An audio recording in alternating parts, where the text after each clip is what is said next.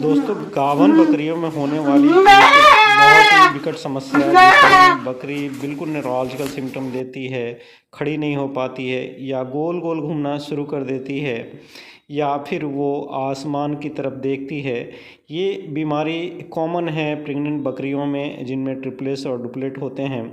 और इस बीमारी के और लक्षण देखेंगे तो ये खड़े होने में असमर्थ होती है, अपने पैरों पे खड़ा नहीं हो पाती है, सही से चल नहीं पाती है। तो न्यूरोलॉजिकल जो डिस्टर्बेंस होता है उसका चर्चा हम लोग इस वीडियो के माध्यम से करने वाले हैं। यहाँ आप देख सकते हैं कि ये बकरी जो है अपने गर्दन को एक साइड में मोड़ ली है। तो ये कौन सी बीमारी है, इसकी डिटेल चर्चा हम लोग इस वीडियो के माध्यम से करेंगे। तो इसे प्रेगनेंसी टॉक्सीमिया कहा जाता है और प्रेगनेंसी टॉक्सीमिया जो है एक मेटाबॉलिक प्रोडक्शन डिजीज है।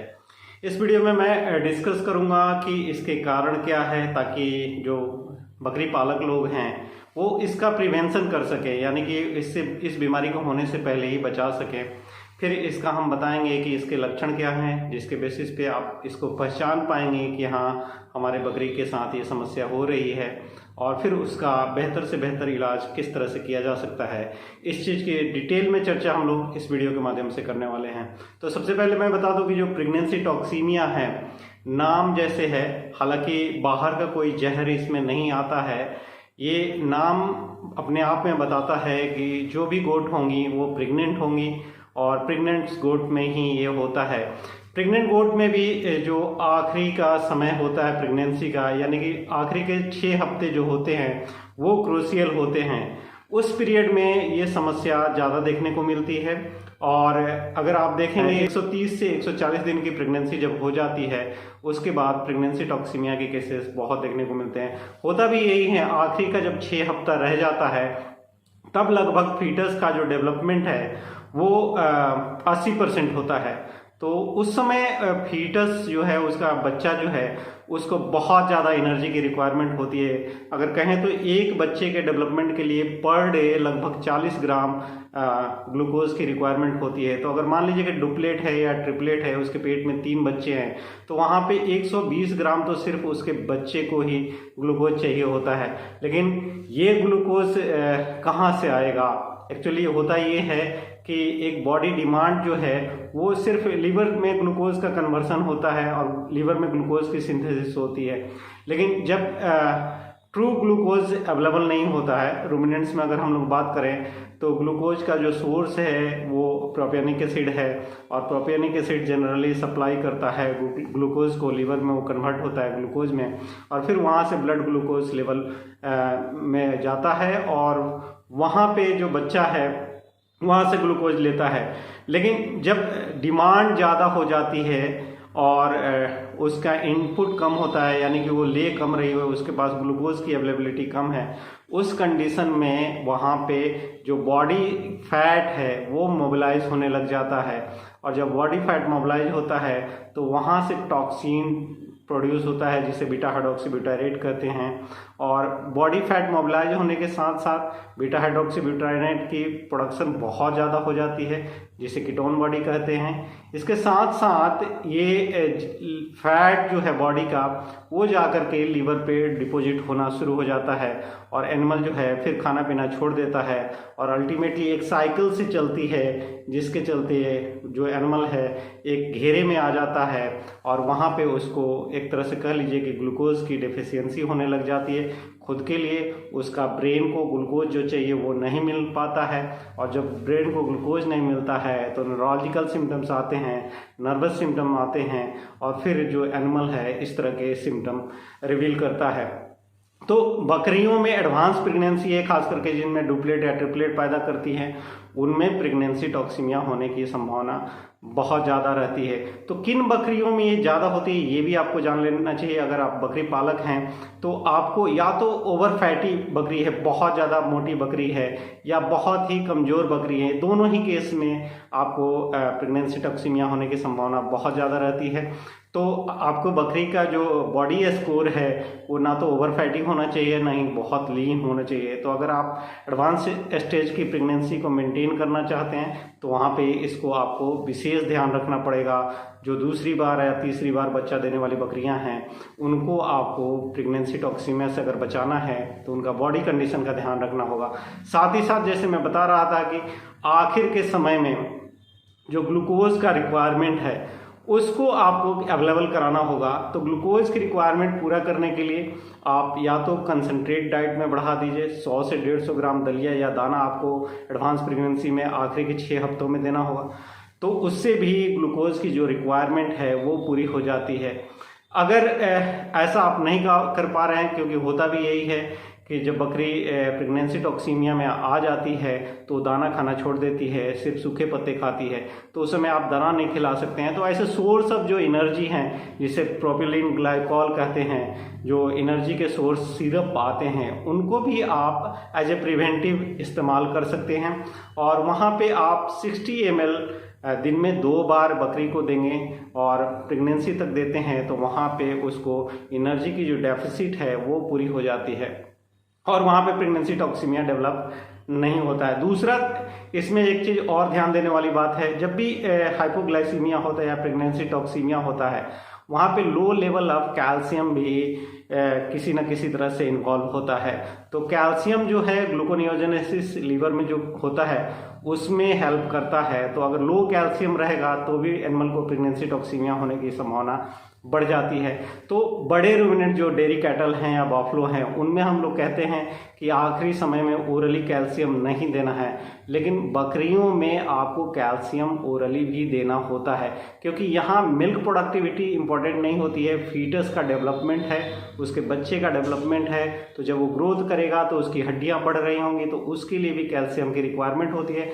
तो आप यहाँ पे ओरली आखिरी महीने में भी गोट्स में कैल्शियम दे सकते हैं। जो नॉर्मल कैल्शियम आता है उसको आप दे सकते हैं। लगभग 12.5 ग्राम कैल्शियम लैक्टेट डेली आप बकरी को दे सकते हैं। इस तरह से आप प्रेगनेंसी टॉक्सिमिया से उसे बचा सकते हैं।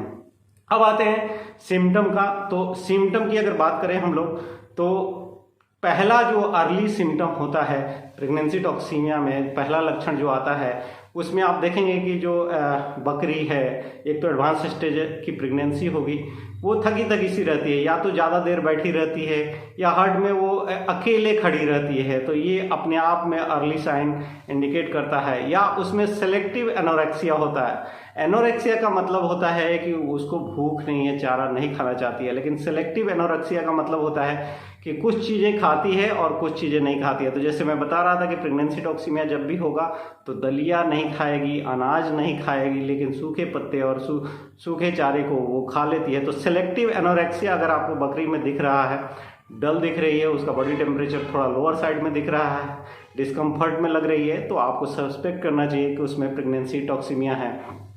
जैसे जैसे इसका असर बढ़ता है, ब्लड को ग्लूकोज कम होता है और ब्रेन को ग्लूकोज सप्लाई कम होती है, फिर वहाँ पे आपको न्यूरोलॉजिकल सिम्टम्स आने लगते हैं। क्योंकि एक तो सेकेंडरी पॉलियोएन्सेफेलोमलेसिया करता है, साथ ही साथ हाइपोग्लाइसीमिया रहता है, तो ब्रेन टिश्यू को, ब्रेन सेल्स को ग्लूकोज नहीं मिलता है और वहाँ पे न्यूरोलॉजिकल डिस्टर्बेंस आते हैं।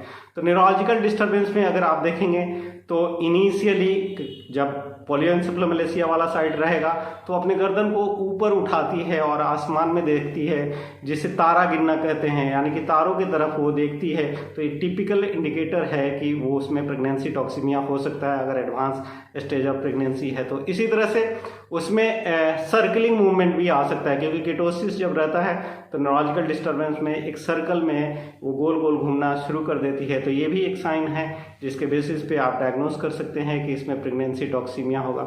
या उसे खड़े होने में दिक्कत होता है, एक बार जब बैठ जाती है तो खड़ी नहीं हो पाती है, और खड़ी हो जाती है तो फिर चलने में असमर्थ रहती है। जैसे कि यहाँ पे आप देख सकते हैं ये बकरी प्रेग्नेंट है और ये चलने में डिफ़िकल्टी हो रही है, हेड प्रेसिंग करती है। इसमें और भी आप देखेंगे तो आँखों में निस्टैग्मस हो सकता है, टीथ की ग्राइंडिंग कर सकती है, ऐसे लगता है जैसे कर कर के आवाज़ निकाल रही है दांतों से। तो ये सारे सिम्टम जो हैं प्रेगनेंसी टॉक्सीमिया के तरफ इंडिकेट करते हैं। इसके साथ साथ आप यहाँ देख सकते हैं कि ये बकरी जो है एक तरफ अपने गर्दन को मोड़ ली है और ये एडवांस प्रेग्नेंट है। तो इस तरह के भी टिपिकल सिम्टम्स आपको देखने को मिल सकते हैं। यहाँ पे आपको टॉप डिफरेंशियल में अगर कुछ रखना है तो आप लिस्टेरियोसिस को रखेंगे। लिस्टेरियोसिस के साथ साथ आप PEM को भी रख सकते हैं। इन सारी चीज़ों को कंसिडर करते हुए, लेकिन अगर प्रेगनेंसी की हिस्ट्री है और एडवांस स्टेज ऑफ प्रेगनेंसी की हिस्ट्री है तो उसमें आपको हमेशा ही प्रेगनेंसी टॉक्सीमिया को टॉप डिफरेंशियल पे रखना चाहिए और फिर उसका इलाज करना चाहिए। अगर अर्ली ट्रीटमेंट स्टार्ट नहीं करते हैं तो फिर ये सीवियर कंडीशन में चला जाता है और वहाँ पे एनिमल जो है लेटरल रिकम्बेंसी में चले जाती है। उसमें सीवियर एपिसोड्स भी आ सकते हैं, ब्लाइंडनेस हो जाती है और फिर वो एनिमल जो है खड़े होने में असमर्थ होता है। तो इस तरह के अगर कंडीशन हो जाता है तो यहाँ ट्रीटमेंट करने के बाद भी सक्सेस रेट मिलना बहुत डिफ़िकल्ट होता है। तो लेटरल रिकम्बेंसी में जाए एनिमल, उससे पहले ही अगर आप ट्रीटमेंट स्टार्ट कर देते हैं और उसका मैनेजमेंट स्टार्ट कर देते हैं तो रिकवरी के बहुत ज़्यादा चांसेस रहते हैं। तो आपने एक बार जब आइडेंटिफाई कर लिया है कि बकरी के अंदर प्रेगनेंसी टॉक्सीमिया है तो फिर उसका ट्रीटमेंट अप्रोच क्या लेना है ये बहुत ही आवश्यक है। जिस तरह का कंडीशन रहता है उसके अनुसार से ट्रीटमेंट अप्रोच लेना होता है, लेकिन एक जनरल सेटअप ट्रीटमेंट अगर आप अप्रोच लेते हैं तो वहाँ पे एनिमल की जान बच जाती है। तो जनरल सेटअप ट्रीटमेंट में अगर देखा जाए तो हम लोगों को 2-3 चीज़ों को टारगेट करना होगा। एक तो ब्रेन में जो डिस्टर्बेंस है उसको टारगेट करना होगा, दूसरा जो उसका ग्लूकोज लेवल है उसको मेंटेन करना होगा। अगर ट्रीटमेंट की बात करें तो इमीडिएट रिलीफ करने के लिए, जैसा कि मैं बता रहा था, प्रेगनेंसी टॉक्सीमिया का जो मेन रीजन है वो लो ग्लूकोज, ब्लड में जो ग्लूकोज लेवल है वो लो हो जाने के चलते है। तो आपको इमीडिएटली हाइपरटोनिक ग्लूकोज देना पड़ेगा, डेक्सट्रोज देना पड़ेगा। D25 से D50 तक आप दे सकते हैं। यहाँ D25 या D50 आप 100 ml सिंगल शॉट दे देंगे। पहली बार सिर्फ हाइपरटोनिक सोल्यूशन दिया जाता है, अगले दिन से आप DNS पे उसको शिफ्ट करेंगे। तो 100 ml पहले दिन आप D25 देंगे। उसके साथ साथ इसमें प्रेगनेंसी जब भी टॉक्सीमिया रहता है तो एक तो ग्लूकोज कम रहता है, वहाँ पे इंसुलिन रेसिस्टेंस भी होता है और इंसुलिन का सिक्रीशन भी और लेवल भी ब्लड में कम होता है। तो ग्लूकोज को यूटिलाइज कराने के लिए, बॉडी में मूव अप कराने के लिए आपको साथ में जब भी डेक्सट्रोज आप देते हैं वहाँ पे आपको इंसुलिन यूज करना होगा। और इंसुलिन में जो लॉन्ग एक्टिंग इंसुलिन आते हैं, प्रोटामिन जिंक इंसुलिन आता है जो ह्यूमन के लिए आता है, उसका आप यहाँ पे साथ में इस्तेमाल करेंगे तो बेनिफिट बहुत जल्दी मिलता है। प्रोटामिन जिंक इंसुलिन का जो डोज है वो बहुत इंपॉर्टेंट है। आप 0.4 यूनिट पर केजी बॉडी वेट के हिसाब से दे सकते हैं। यानी कहने का मतलब है कि अगर 20 किलो की बकरी है तो आप 8 यूनिट यानी 8 यूनिट आप इंसुलिन का सबक्यूटेनियस रूट से लगा सकते हैं और फिर आप एवरी अल्टरनेट डे पे इसको रिपीट कर सकते हैं। साथ ही साथ आपको ओरल एनर्जी सप्लीमेंट्स देने चाहिए जहां पे प्रोपिलीन ग्लाइकोल होता है। तो प्रोपिलीन ग्लाइकोल जो है 60 ml सुबह शाम आप लगातार 7 से 10 दिन तक बकरी को दे सकते हैं। साथ में आप इंसुलिन देंगे तो उसका यूटिलाइजेशन बढ़ जाता है। अगर प्रोपिलीन ग्लाइकोल आपके पास अवेलेबल नहीं है तो वहाँ पे आप ग्लिसरीन का भी इस्तेमाल कर सकते हैं। ओरल रिहाइड्रेशन जो सॉल्यूशंस आते हैं उनका भी आप इस्तेमाल इसमें कर सकते हैं। जैसे मैं बता रहा था कि कैल्शियम जरूरी है, तो अगर सीवियर है जहाँ पे भी एनिमल जो है लैटरल रिकम्बेंसी में चली गई है वहाँ पे आप सबक्यूटेनियस रूट से कैल्शियम बोरोग्लूकोनेट दे सकते हैं। कैल्शियम बोरोग्लूकोनेट आप 50 से 60 ml सबक्यूटेनियस रूट से एक बकरी को बड़े आराम से लगा सकते हैं अगर वो सीरियसली इल है तो, या आप चाहें तो कैल्शियम को डाइल्यूट करके नॉर्मल सलाइन में फिर उसे स्लो इंट्रावेनस रूट से आप बकरी में एक बार दे सकते हैं। उसके बाद आप ओरल कैल्शियम पे उसे शिफ्ट कर लेंगे तो जो कैल्शियम की रिक्वायरमेंट है वो भी पूरी हो जाती है और एनिमल में रिकवरी जो है वो फास्ट हो जाता है। एडिशनल सप्लीमेंट करने के लिए जैसे मैं बता रहा था कि आप एडिशनली क्या करेंगे, तो ब्रेन को सेकेंडरी पोलियोएन्सेफेलोमलेसिया होती है, तो पोलियोएन्सेफेलोमलेसिया से राइड ऑफ कराने के लिए आपको वहाँ पे थियामिन का इस्तेमाल करना होगा, विटामिन B1 का इस्तेमाल करना पड़ेगा और B1 जो है आपको हाई डोज में वहाँ पे यूज़ करना होगा। जैसे कि मैंने पहले के वीडियो में बताए हैं कि थियामिन का इस्तेमाल किस डोज में और किस रूप से PEM में करना है। तो PEM का जो डोज है उसी डोज को आप यहाँ भी इस्तेमाल कर सकते हैं। साथ में और आपको एडवांटेज लेना है, उसको फर्दर मेंटेन करना है, तो जैसे मैं कह रहा था कि लीवर के ऊपर फैट डिपॉजिट हो जाता है, लिपिड डिपॉजिट हो जाता है, तो उसको मेंटेन करने के लिए आप लिवर टॉनिक्स जो ओरल फॉर्म में आते हैं उनका भी इस्तेमाल कर सकते हैं। लिवर टॉनिक आप इंजेक्टेबल्स भी दे सकते हैं, बी कॉम्प्लेक्स के साथ जो लिवर टॉनिक आते हैं उनका भी इस्तेमाल कर सकते हैं। तो इस तरह से अगर आप होलिस्टिक अप्रोच लेंगे तो मुझे लगता है कि ज़्यादातर बकरियां जिनकी प्रेगनेंसी टॉक्सीमिया होगी उनकी आप बड़े आराम से जान बचा सकते हैं। तो मुझे लगता है ये वीडियो फील्ड में फार्मर्स को और फील्ड प्रैक्टिस जो बकरियों में कर रहे हों उनको ट्रीटमेंट करने में और इस बीमारी को समझने में ज़रूर मदद करेगा। तो इसी तरह से मेरे साथ बने रहिए। अगर अभी तक मेरे चैनल को सब्सक्राइब नहीं किया है तो प्लीज़ सब्सक्राइब करें। बहुत बहुत धन्यवाद। नमस्कार।